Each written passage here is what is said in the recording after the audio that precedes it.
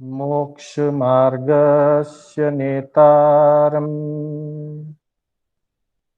भेतारम् कर्मभूभृता ज्ञातारम् विश्वतत्त्वानां वन्दे तद्गुणलब्धये वन्दे तद्गुणलब्धये। अनंत उपकारी, आस्था के आयाम, चरम तीर्थंकर श्रमण भगवान महावीर को वंदन। प्रभु की परंपरा में विचरण करने वाले परम उपकारी समस्त चारित्र आत्माओं को वंदन। धर्म प्रेमी बंधुओं, सुशील माताओं एवं बहनों, श्री कर्नाटक जैन स्वाध्याय संघ बेंगलोर के तत्वावधान में आयोजित तत्वार्थ सूत्र की कक्षा में मैं शांतिलाल बोहरा आप सभी का हार्दिक स्वागत एवं अभिनंदन करता हूं। बंधुओं, हमारी कक्षा 9वें अध्याय के आधारित संवर एवं निर्जरा तत्व पर चल रही है, जिसमें हमने संवर तत्व के अंतर्गत गुप्ती, समिति, 12 भावना, 10 यति धर्म और 22 परिशह जय, इनकी चर्चा गत कक्षाओं में की। आज हमारी चर्चा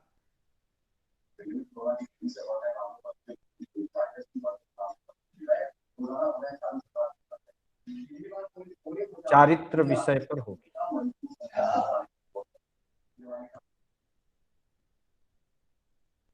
चारित्र धर्म का सर्वोपरि अंग है। चारित्र से ही कर्मों की विशेष निर्जरा होती है। ज्ञान और दर्शन हो, फिर भी अगर चारित्र ना हो तो मोक्ष मार्ग अधूरा है।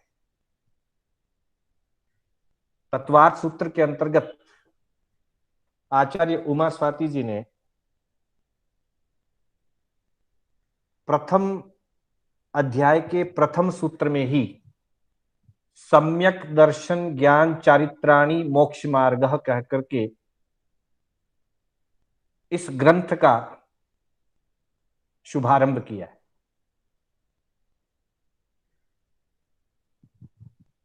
चारित्र ज्ञान का फल है। महापुरुषों का कथन है,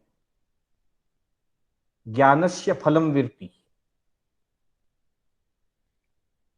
जब ज्ञान प्राप्त होता है, सही अर्थों में जब जीवन का बोध प्राप्त होता है, आत्म स्वरूप की वास्तविकता जब घटित होती है, तो विरति रूप चारित्र का आना सहज हो जाता है। इस प्रकार श्रद्धा से सम्यक दर्शन, तत्वों के परिचय से सम्यक ज्ञान एवं शुद्ध आचार, पापों का त्याग, विरक्ति भाव से सम्यक चारित्र की प्राप्ति होती है।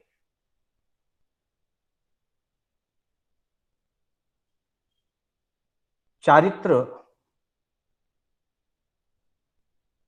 सर्वोपरि संवर है, क्योंकि चारित्र में संपूर्ण पापों का त्याग हो जाता है। चारित्र के मुख्य रूप से 5 प्रकार या 5 भेद कहे गए हैं, जिसकी चर्चा हम आज करेंगे। सबसे पहले हम मूल सूत्रों का उच्चारण, पूर्ण मंगल भावना एवं मंगल, सर्व मंगल की भावना के साथ हम सूत्रों का उच्चारण करेंगे। सामायिक छेदोपस्थाप्य परिहार विशुद्धि सूक्ष्म संप्राय यथाख्यातानि चारित्रम। सामायिक छेदोपस्थाप्य परिहार विशुद्धि सूक्ष्म संप्राय यथाख्यातानि चारित्रम। इस 18वें सूत्र के अंतर्गत 5 प्रकार के चारित्रों का नाम बताया है, और चारित्र का ही एक अंग है तप। इसीलिए कहीं स्थानों पर मोक्ष के अंग के रूप में या मोक्ष के मार्ग के रूप में ज्ञान, दर्शन और चारित्र, इन 3 तत्वों की बात कही है, और अनेक स्थानों पर मोक्ष मार्ग के अंग के रूप में या मोक्ष तत्व के भेद के रूप में सम्यक दर्शन, सम्यक ज्ञान, सम्यक चारित्र और सम्यक तप, इन 4 अंगों की चर्चा की। कथन भेद एवं संक्षिप्तीकरण के अंतर्गत चारों को 3 में समाहित कर दिया जाता है, और विस्तार पूर्वक चर्चा करनी हो तो ज्ञान, दर्शन, चारित्र और तप, 4 अंगों की परूपणा भगवान ने फरमाई। अर्थात तप चारित्र का ही एक अंग है, तप चारित्र में समाहित हो जाता है। इसलिए तत्वार्थ सूत्र के प्रारंभ में सम्यक दर्शन ज्ञान चारित्राणि मोक्ष मार्गः कह करके 3 अंगों की बात कही।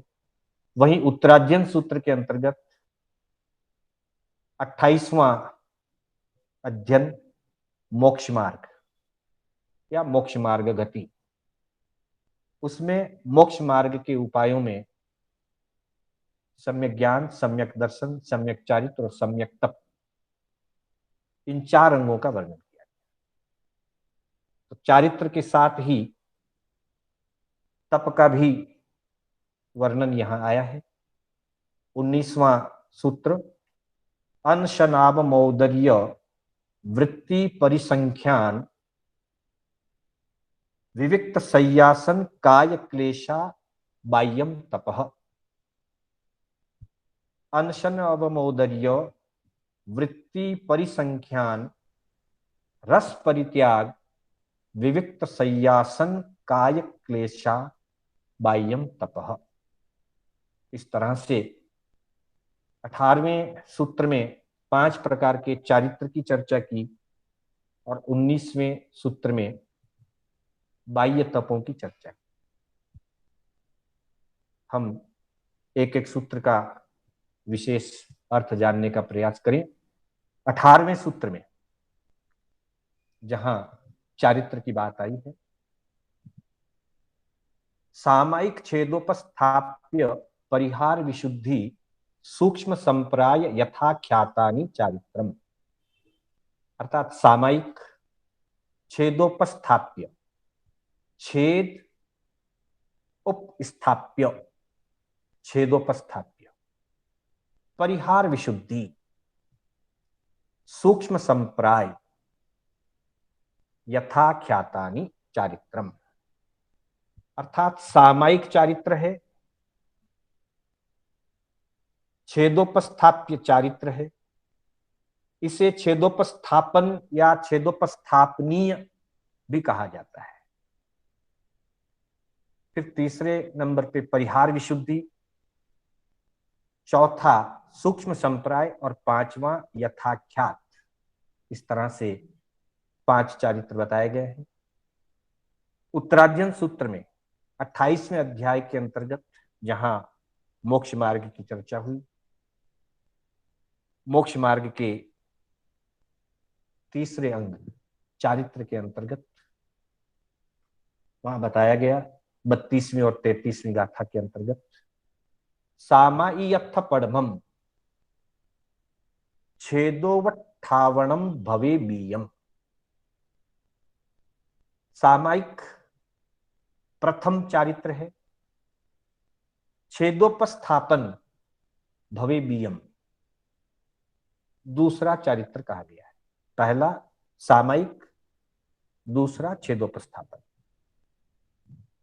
परिहार विशुद्धियम सुहुमम तह संपरायम च,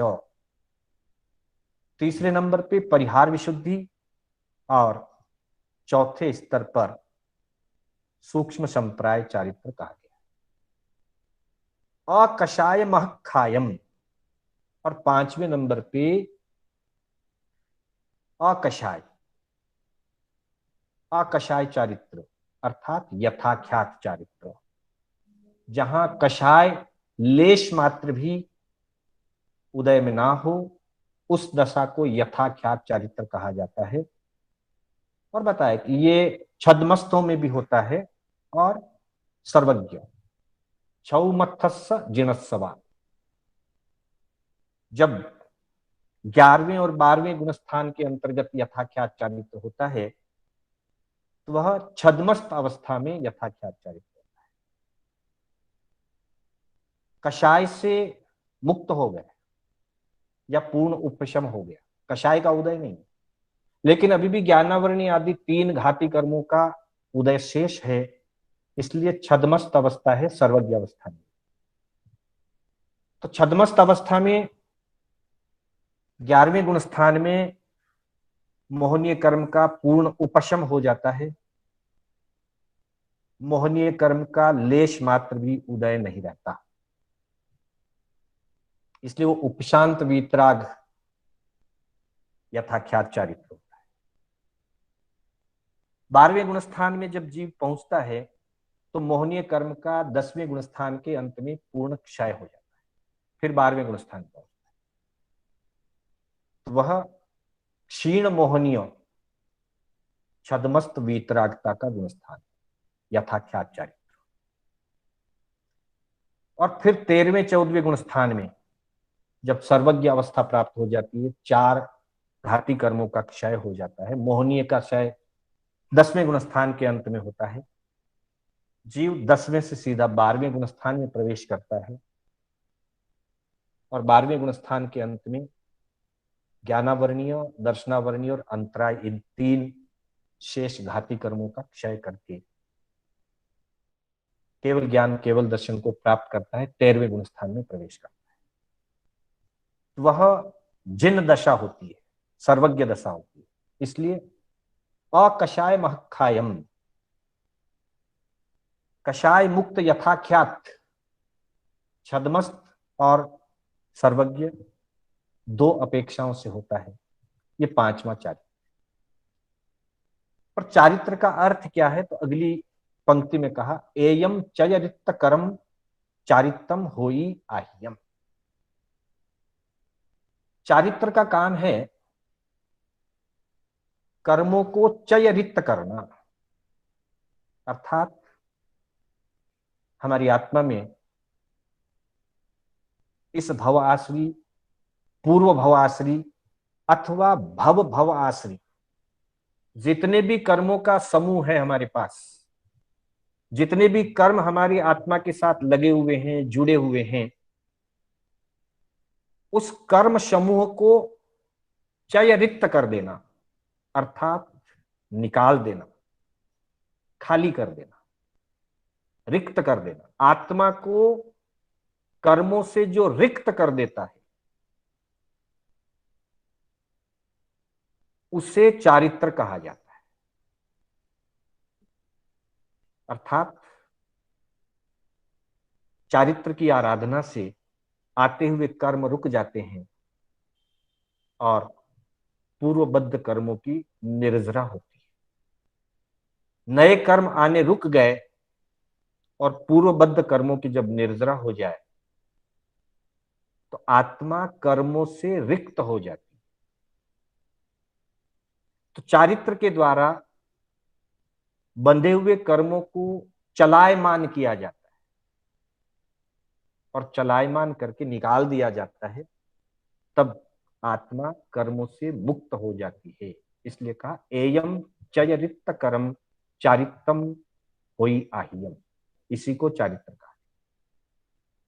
चारित्र की परिभाषा करते हुए और भी अलग अलग अपेक्षाओं से बात कही है। अगली व्याख्या में हम देखते हैं, जहां दूसरी व्याख्या चारित्र की, वहां कहा है चर्यते प्राप्यते मोक्षो नेनेति चारित्रम। बहुत सुंदर बात आचार्य भगवंतों ने फरमाई है कि जिससे कर्म चर्य यानी चलित हो जाते हैं, कर्म आत्मा से निकल जाते हैं, चलायमान होकर निकल जाते हैं, और प्राप्यते मोक्षोन अन्य देती, और जिससे मोक्ष की प्राप्ति होती है। कर्म चलित हो जाते हैं, कर्म निकल जाते हैं, और मोक्ष की प्राप्ति जिससे हो जाती है, उस भाव का नाम या उस साधना का नाम चारित्र है। साथ ही दूसरी अपेक्षा से बताया सर्व सावध्य योगानाम, सर्व सावध्य योगानाम त्यागस चारित्रम मिश्यते। जहां सर्व सावध्य योगों का, संपूर्ण सावध्य योगों का जहां त्याग हो जाता है, अर्थात मन, वचन और काया, तीनों योगों से सावध्य क्रिया, सावध्य यानी पाप सहित, पापकारी व्यापार, पापकारी क्रियाएं, मन की हो, वचन की हो, चाहे काया की हो, मन के, वचन के और काया के सभी प्रकार के अशुभ योग, सभी प्रकार के सावध्य क्रियाएं, पाप क्रियाएं, और जब उनका त्याग हो जाता है सभी प्रकार के पाप का, यानी कि तीन करण और तीन योग से सर्व सावध्य योगों का जब पाप का त्याग हो जाता है, सवम सावज्यम योगम पचखामी, त्रिविहम त्रिविहेनम न करेमी न कार्वेमी करंतम्पि अन्नम न समनुजानामी मनसा वैसा कायसा।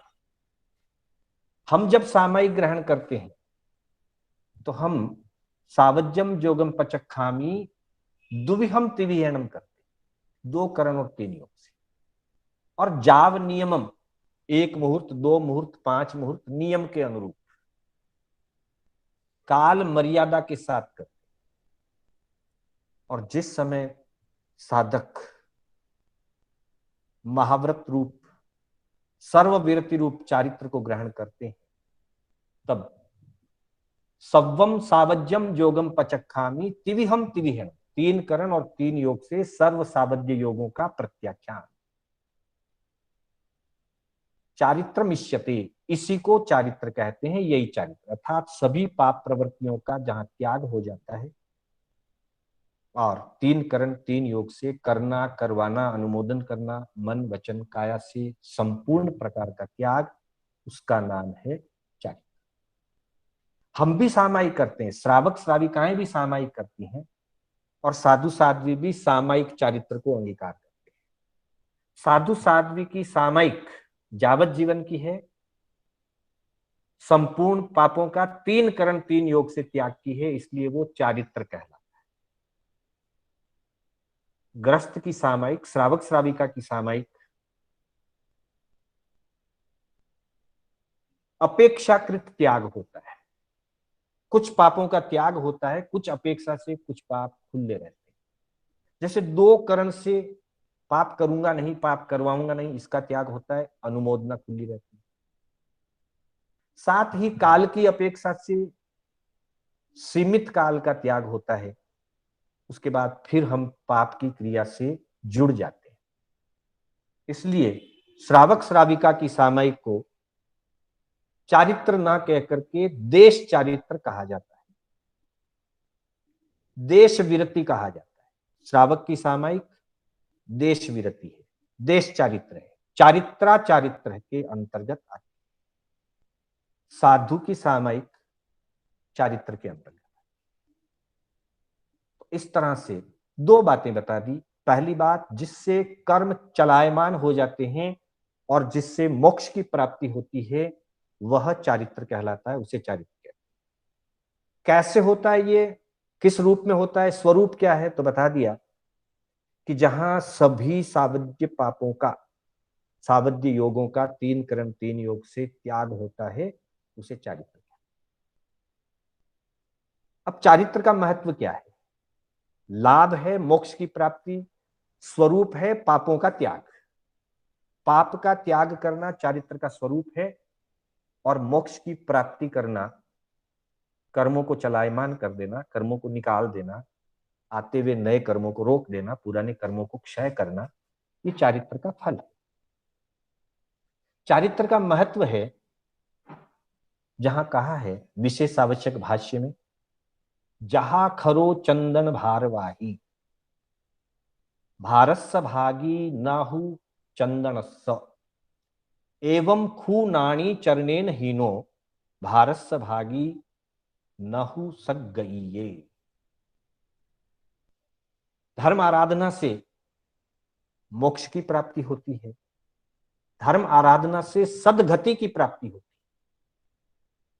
लेकिन धर्म आराधना जीवन में प्रायोगिक होनी चाहिए, अर्थात आचरण में आना चाहिए। सुन लिया, समझ लिया, श्रद्धा कर ली, जान लिया, लेकिन अगर आचरण में नहीं आया, वहां तक सद्गति की प्राप्ति नहीं। महाभारत काल का एक उदाहरण आता है। पांडवों कौरवों की पाठशाला चलती थी। गुरु ने आज पाठ दिया,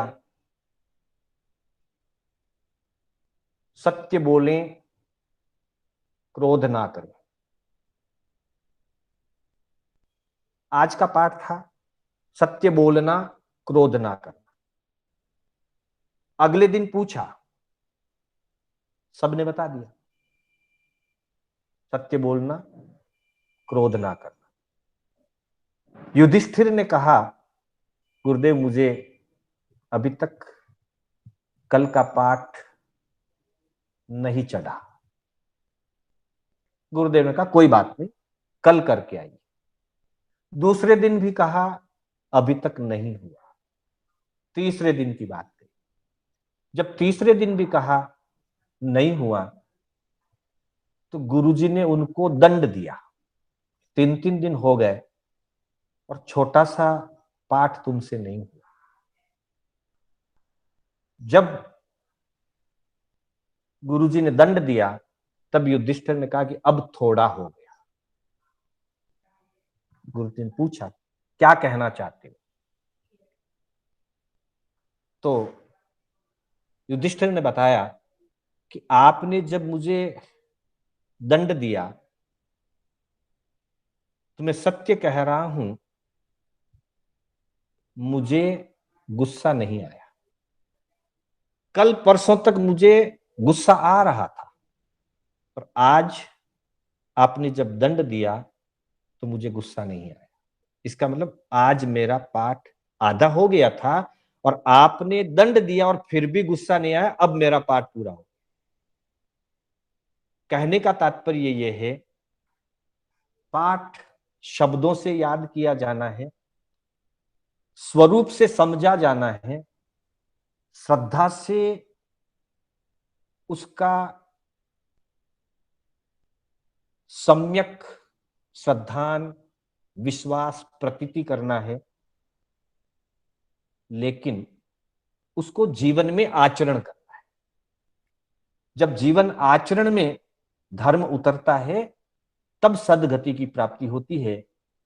अन्यथा मात्र याद कर लिया, पढ़ लिया, सुन लिया, सीख लिया और जीवन के आचार में न सत्य आया, न अहिंसा आई, न ईमानदारी आई, न शील आया, न आसक्ति छूटी। क्योंकि 5 ही प्रमुख पाप है: हिंसा, झूठ, चोरी, कुशील और अपरिग्रह। परिग्रह पाप है, उसका त्याग करना अपरिग्रह चारित्र है। हिंसा पाप है, अहिंसा धर्म है। असत्य पाप है, सत्य धर्म है। चोरी करना पाप है, अचौर्य धर्म है।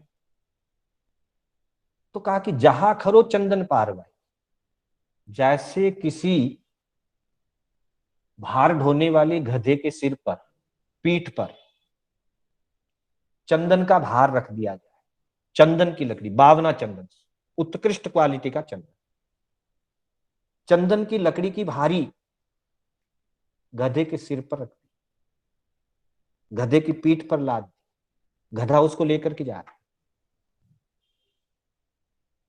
वह चंदन की खुशबू का या चंदन की शीतलता का लाभ प्राप्त नहीं करता, वो तो भार ढोने वाला, उसको तो भार का ही भागीदार होना है, वो भार का ही भागीदार है, भारत से भागी नाहु चंदन से, उसको चंदन का लाभ नहीं मिलता। ठीक वैसे ही एवं खू नानी चरने नहीं हो।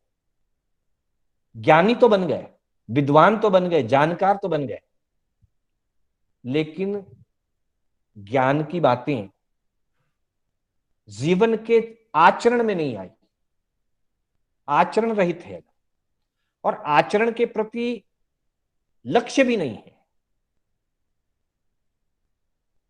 आचरण के प्रति अगर लक्ष्य होता है तो थोड़ा थोड़ा भी जीवन में सुधार आता है, लाभदायक। लेकिन व्यक्ति सीखता जाए और कहे कि मुझे करना कुछ नहीं, तो वैसी स्थिति में उसको चरने नहीं नो, सिर्फ जानपना हुआ है, करना धरना कुछ नहीं, वैसे व्यक्ति के लिए कहा भारत से भागी नहु सक गई ये, वह भी भार का ही भागीदार है। जैसे खर, खर कहते हैं गधे को, जैसे खर चंदन का भार ढोता है पर चंदन की खुशबू और चंदन की शीतलता का उसको लाभ नहीं मिलता, वैसे ही आचरण रहित मात्र शब्द ज्ञान करने वाले को उन शब्दों का भार ढोना है।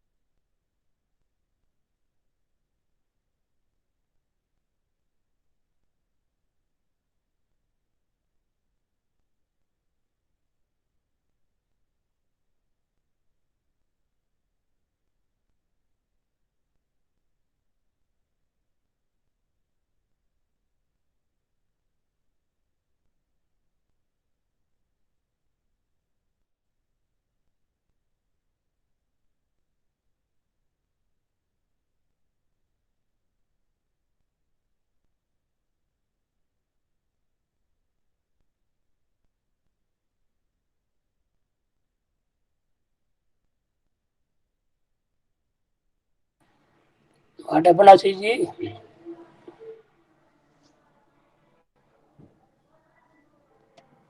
मास्टर जी का कनेक्शन क्या ड्रॉप हो गया है? Oh, sorry, thank you.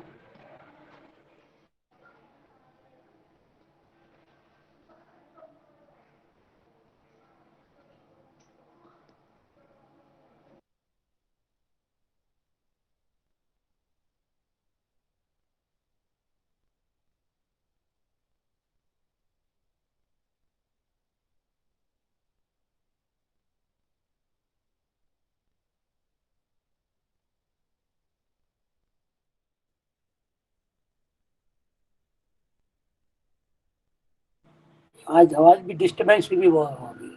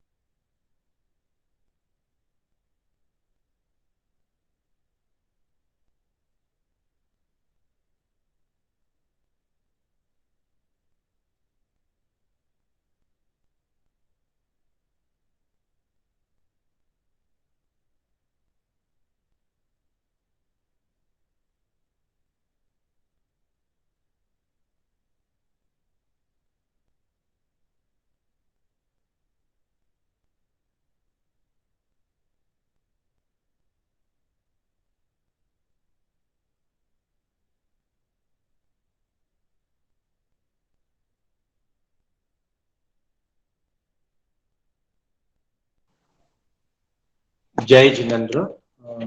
थोड़ा सा डिस्कनेक्ट हो गया था। हाँ, तो बंधुओं, चर्चा चल रही थी कि भर्तहरि जिन्होंने श्रृंगार शतक लिखा, वैराग्य शतक भी लिखा और शतक भी लिखा, ऐसे भर्तहरि ने पहले जब श्रृंगार के जीवन को जिया, संसार के जीवन को जिया, और जब वैराग्य भाव आया तो पूर्ण वैराग्य भाव में, तो वैराग्य भाव में उन्होंने वैराग्य शतक लिखा है। और जब वे संसार का राज्य का संचालन करते थे तो नीतिवान थे, इसलिए उन्होंने नीति शतक लिखा।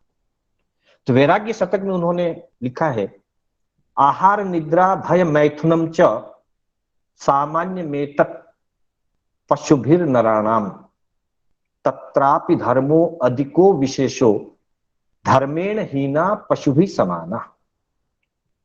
चार संज्ञाएं हम जब सामायिक पारने का पाठ बोलते हैं आर संज्ञा, भय संज्ञा, मैथुन संज्ञा, परिग्रह संज्ञा। तो ये आहार, भय, मैथुन, निद्रा, ये सारी चीजें मनुष्य में और पशुओं में सभी में होती है। पशु भी आहार करता है, नींद लेता है, भयभीत होता है और संसार के अंदर अब्रह्म का सेवन करता है। मनुष्य भी आहार भोजन करता है, नींद लेता है, भयभीत होता है, परिग्रह करता है, मैथुन। ये सारी चीजें मनुष्य में और पशु में एक समान है। सामान्य में तक पशुभिर नराणाम। फिर फर्क क्या है? तत्रापि धर्मो अधिको विशेषो। मनुष्य में जहां अगर धर्म की विशेषता है तो ही वो मनुष्य है। यदि मनुष्य में ये विशेषता ना हो, धर्म आचरण उसमें ना हो, धर्म का आचार उसमें अगर ना हो, तो फिर वह मनुष्य भी धर्मेण हीना पशु भी समान, मनुष्य भी पशु के समान कहा गया है। कहने का तात्पर्य यह है कि जीवन में जब धर्म आचरण में आता है तभी वो सद्गति का दाता होता है, तभी उस धर्म से सुख शांति की प्राप्ति होती है और जीवन में उन्नति या जीवन में सुख संपन्नता बढ़ती। इसलिए चारित्र का सबसे बड़ा महत्व कहा गया है। एक बार की बात है, राम, लक्ष्मण और सीता वनवास काल में चल रहे थे।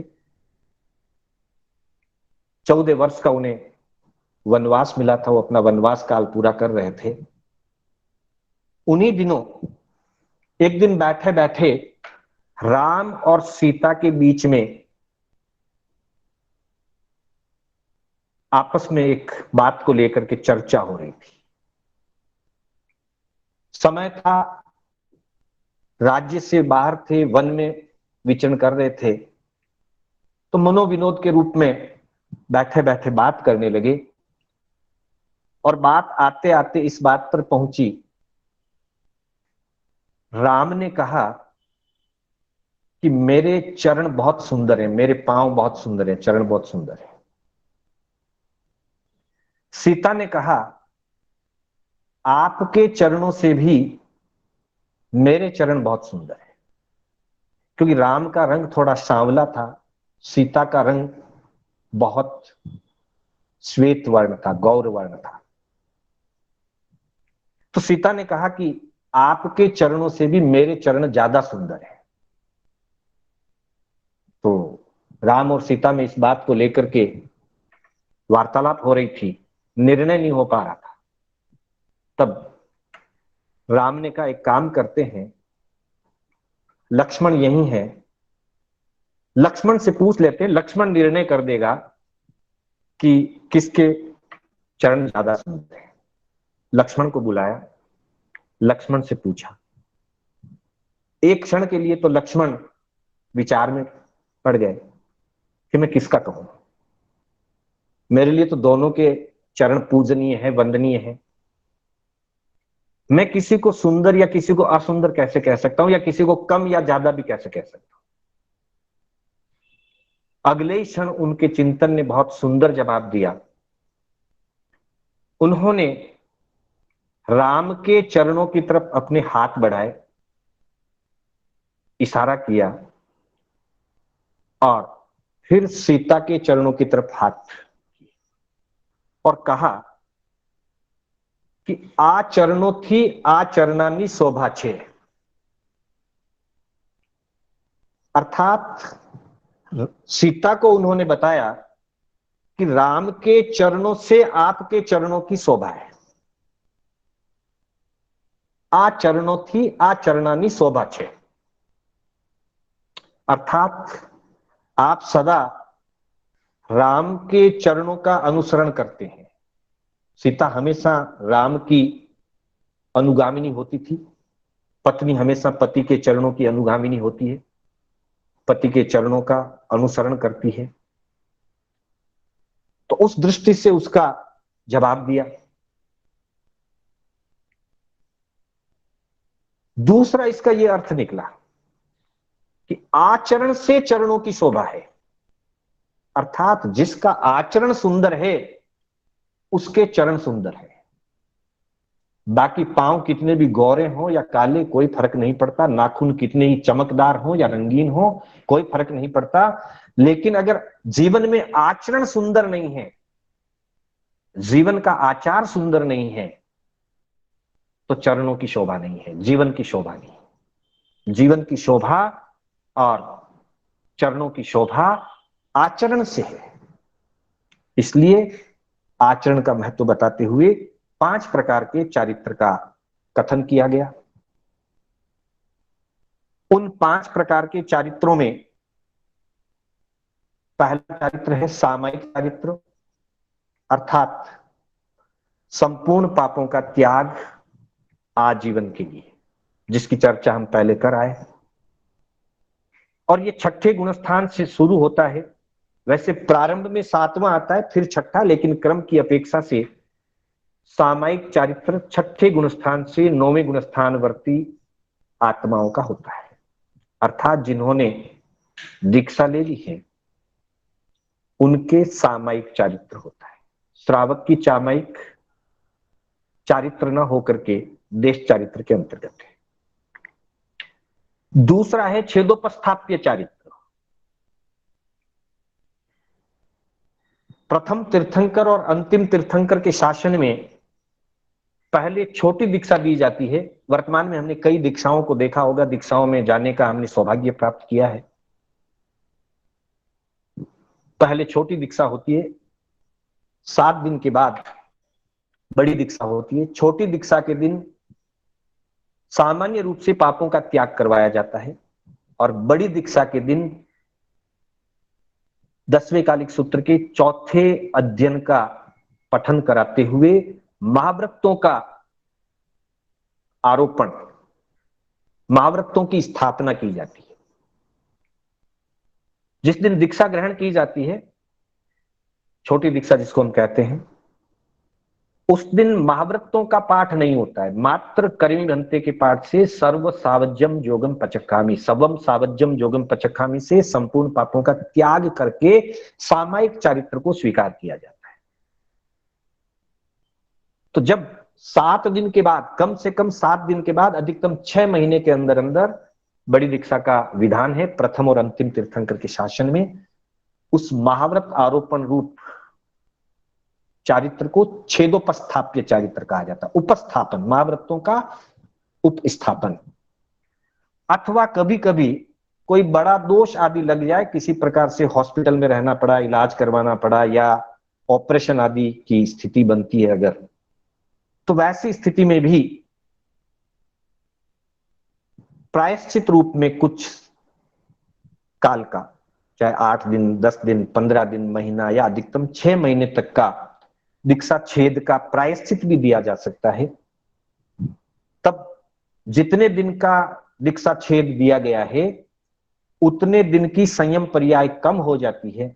मान लीजिए किसी को 1 महीने की दीक्षा छेद दी गई, उस उनकी दीक्षा 1 महीना कम हो जाएगी, और अगर उनसे कोई 15-20 दिन बाद में दीक्षित हुआ साधु या साध्वी हैं, तो वे उनसे अब बड़े गिने जाएंगे। जो 15 दिन छोटे गिने जा रहे थे, 1 महीने का दीक्षा छेद हो गया, अब वे छोटे हो गए और नेक्स्ट जो है वो बड़े हो गए।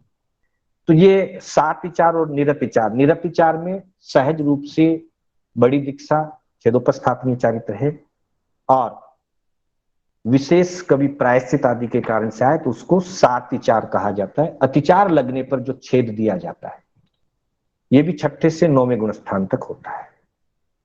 तीसरा है परिहार विशुद्धि चारित्र। ये परिहार विशुद्धि नाम की एक विशेष तप की आराधना होती है। 9 मुनि आचार्य की आज्ञा लेकर के अलग एकांत में रहकर 18 महीना तक साधना करते हैं। 4 मुनि तप करते हैं, 4 मुनि सेवा करते हैं और 1 मुनि उनके अंदर गुरु स्थान पर रहते हैं। 6 महीने तक वो साधना चलती है। फिर अगले 6 महीने में तप करने वाले सेवा में आ जाते हैं, सेवा करने वाले तप करते हैं, गुरु स्थान पर 1 मुनि रहते हैं और 6 महीना चलता है, 12 महीना हो गया। फिर तीसरा 6 महीना जब आता है तो जो गुरु स्थान पर थे वे तप में आ जाते हैं और जो अन्य 8 थे वे एक गुरु स्थान पर आ जाते हैं और बाकी के सेवा में रहते हैं। इस तरह से 1.5 साल तक की ये तप आराधना चलती है, और इसमें विशेष रूप से तप होता है। और तप की व्यवस्था इस प्रकार की है कि मिनिमम कम से कम एकांतर करे, उपवास के पारने उपवास, बेला कर सकते हैं, बेला पारने बेला या तेला पारने तेला, चोले के पारने चोला या 5 के पारने 5, मतलब उपवास या बेला या तेला या चोला या पचोला। गर्मी की ऋतु है तो अधिकतम तेला, सर्दी ऋतु है तो अधिकतम चोला, और वर्षा की ऋतु है तो कम से कम तेला, अधिकतम पचोला। मतलब उपवास बेला तेला गर्मी में, बेला तेला और चोला सर्दी में, तेला चोला और पचोला गर्मी की ऋतु में। इस तरह से, और पारने के दिन आयम्बी। और सेवा में जो रहें और जो गुरु स्थान पर रहें वे भी निरंतर आयम्बिल करते रहें। इस तरह से 1.5 साल में हर साधक के 1 वर्ष जितने काल के आयम्बिल होते हैं और 6 महीने जितने काल के उपवास, बेला, तेला, चोला, पचोला जैसी ऋतु है उसके अनुसार तप होता है। ये विशेष तपाराधना 1.5 साल में पूरी होती है, फिर वापिस सामयिक या छेदोपस्थापनीय। ये परिहार विशुद्धि चारित्र भी प्रथम और अंतिम तीर्थंकर के शासन में ही होता है। मध्य 22 तीर्थंकर के शासन में और महाविद्य क्षेत्र में छेदोपस्थापनीय नहीं होता, परिहार विशुद्धि भी नहीं होता। वहां सामयिक, सूक्ष्म संप्राय, यथाख्यात, प्रायश्चित रूप हो सकता है, लेकिन महाव्रतों का अलग से उपस्थापन, छोटी दीक्षा, बड़ी दीक्षा, ये व्यवहार सिर्फ प्रथम और अंतिम तीर्थंकर के शासन में भरत ऐरवत क्षेत्र में ही होता है, उसके अलावा नहीं। फिर चौथा चारित्र है सूक्ष्म संप्राय चारित्र।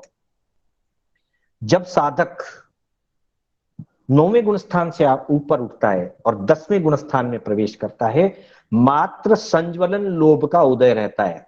बाकी सारे मोहनीकरण की 28 में से 27 प्रकृतियां या तो क्षय हो चुकी होती हैं अगर शपथ श्रेणी है, और यदि उपशम श्रेणी है तो वो उपशमित होती है। मात्र संज्वलन, बहुत हल्का सा कषाय उदय रहता है। इसलिए 10वें गुण स्थान की जो अवस्था है वो सूक्ष्म संप्राय चारित्र कहा जाता है। पहला, दूसरा, 6ठे से 9वें तक सामयिक और छेदोपस्थापनीय, सूक्ष्म संप्राय 10वां। परिहार विशुद्धि मात्र 6ठे और 7वें में। परिहार विशुद्धि के बाद वापिस छेदोपस्थापनीय में आएंगे, फिर आगे बढ़ सकते हैं। और जब जीव 10वें गुण स्थान से आगे निकलता है, 11वां, 12वां, 13वां, 14वां जब आता है कषाय मुक्त दशा, 11वें में कषाय सत्ता में रहती है पर उदय में नहीं, और 12वें, 13वें, 14वें में सत्ता में भी नहीं रहती है पर उदय की दृष्टि से कषाय मुक्त अवस्था होती है। तो ये 11वें से 14वें गुण स्थान तक यथाख्यात चारित्र होता है। विशेष वर्तमान में 5वां आरा चल रहा है। 5वें आरे में सामयिक और छेदोपस्थापनीय 2 ही प्रकार के चारित्र होते हैं। जिस दिन दीक्षा ग्रहण की जाती है सामयिक चारित्र, जिस दिन से बड़ी दीक्षा के रूप में महाव्रतों का आरोपण कराया जाता है उस दिन से छेदोपस्थापनीय चारित्र।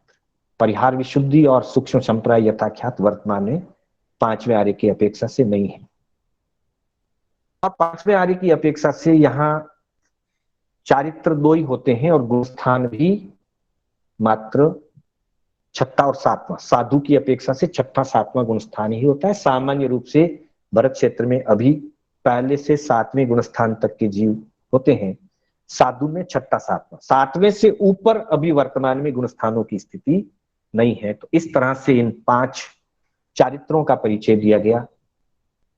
इस तरह से गुप्ती, समिति, फिर 10 यति धर्म, 12 भावना, 22 परिशह जय और 5 चारित्र, ये सारे 57 भेद संवर के हैं। एक छोटे से चार्ट में ये सारा हमने सीखा, पढ़ा, जाना। एक चार्ट के माध्यम से संक्षिप्त में इसको वापस एक बार हम देख सकते हैं।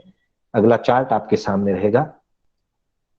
4थे से 9वें सूत्र में जो जो चर्चाएं आई है उसके आधार पर यहां पे समिति के 5 भेद और गुप्ती के 3 भेद, इस तरह से 8 प्रकार का संवर गुप्ती और समिति रूप है, पहला और दूसरा संवर। तीसरे स्तर पर धर्म 10 प्रकार के, उत्तम, क्षमा, उत्तम, मार्दव, आर्जव आदि 10 यति धर्म। फिर चौथे नंबर पर भावनाएं, अनित्य, आश्रण आदि 12 भावनाएं। फिर परिशह जय 5वें नंबर पर 22 प्रकार के परिशय का जय, जिसमें वेदनीय के 11, ज्ञानावर्णीय के 2, दर्शन मोहनीय का 1, चारित्र मोहनीय के 7 और अंतराय का 1। और आज हमने जिसकी चर्चा की 18वें सूत्र के अंतर्गत 5 प्रकार के चारित्र, यो 3 गुप्ती, 5 समिति, 10 धर्म, 12 भावना, 22 परिशह जय और 5 चारित्र का पालन। आश्रव निरोध संवर स गुप्ति समिति धर्मानुप्रेक्षा परिशः जय चारित्रे, पहले और दूसरे सूत्र में जो चर्चा हुई थी उसी का ये सारा विस्तार है।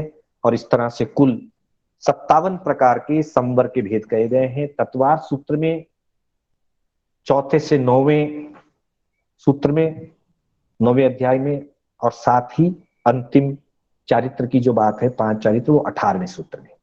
आगम की दृष्टि से भगवती सूत्र, समवायांग सूत्र, उत्तराध्ययन, ठाणांग, सुयगडांग आदि अनेक आगमों में इनका अलग अलग अपेक्षाओं से वर्णन मिलता है। इस तरह से 57 प्रकार के संवर की हमारी चर्चा हुई।